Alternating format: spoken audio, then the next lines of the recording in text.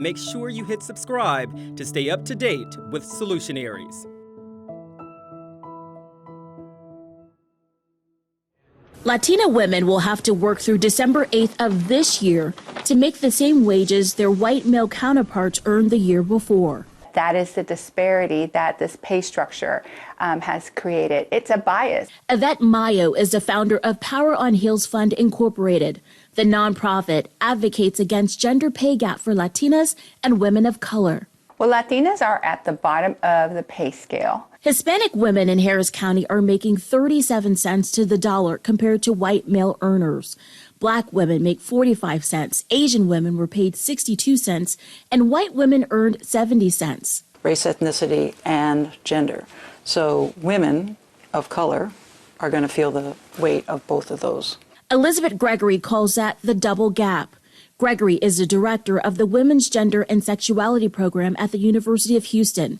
Her department has been researching the gender pay gap in Harris County and wage inequality for several years. And it may be connected to the signature industry of the area, which is oil and gas, which is heavily white male employees at the upper ranks. Nationally, the data shows the gender wage gap shrunk slightly from 20% down to 19%, while in Harris County it jumped from 17% to 20%.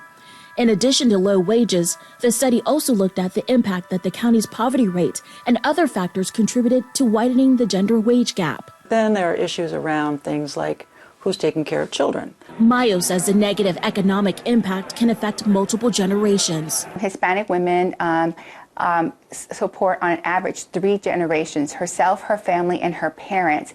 And if she's making less money than everyone else, then there's less money for her.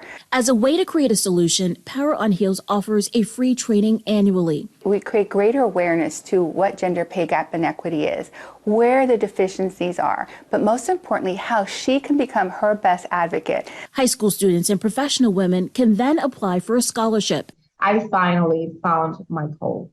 Dr. Angela Gala Gonzalez, who is now a transformational health coach, was awarded the first scholarship in 2019. It helped her to get certification to transition from an employee to business owner. Power on Heels was a source of empowerment. The Afro-Latina says it will take the voices of other women to continue the fight for equal pay. Stand up within the gap and just make sure that you close it. Experts say there's more work to be done to close the wage gap, but a part of the solution could be in changing the culture about the way we talk about wages.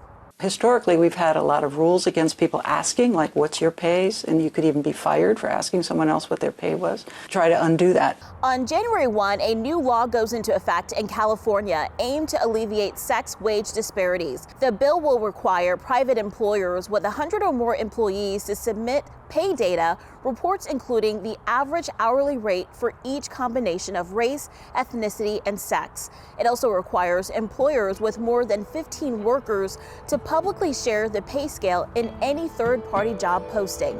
And it could also open up employers to civil litigations.